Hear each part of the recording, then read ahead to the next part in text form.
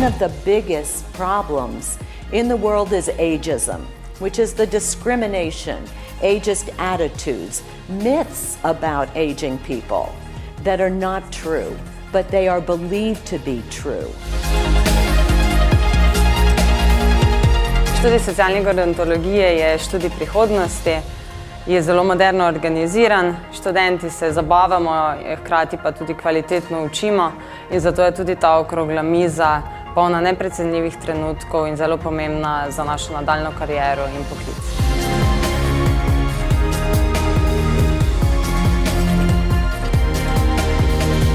Imperativ poletne šole socialne gerontologije je bil v bistvu preseči neke ustaljene metode znanja in poseči po novih.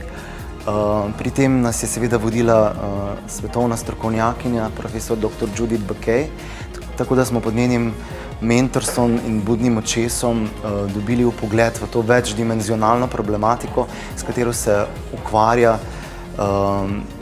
socialna gerontologija, dobili vpogled v znanstveno-raziskovalno delo na tem področju, aktivnega in produktivnega staranja, zagotavljanja kvalitete življenja, dobili vpogled v nove prakse in izvedeli ogromno novega.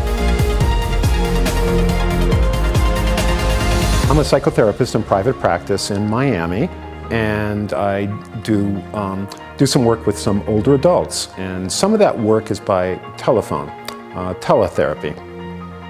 And so it's been interesting with that sort of technique, I guess, or that modality in talking to older adults throughout the state of Florida. And so teletherapy is really an appropriate tool to kind of reach some people if they have some concerns about family issues or being depressed or being anxious or some of the issues of aging.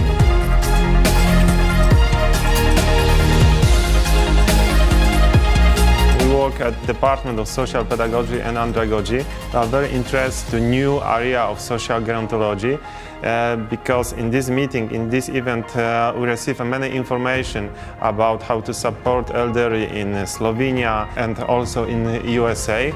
We are very happy to be a part of this event because here we work with use Andragogy's method, and very important for us because we share knowledge, we create a new question and new area for our research. Ja, socialna gerontologija je seveda veda prihodnosti zato, ker je vse več starih med nami in ker smo še posebej Slovenci zelo dolgoživa družba. Že zdaj pravimo, da je odstotek starih tam nad 20% populacije, za leta 60 pa pravijo, včeraj sem poslušala to v enih raziskavah, da bo vsak drugi človek starejši od 50 let. Kar je grozen podatek, Res usposobljenih ljudi za delo s starimi in za stare pa pravzaprav nimamo. Sem direktor Centra starejših Medvode.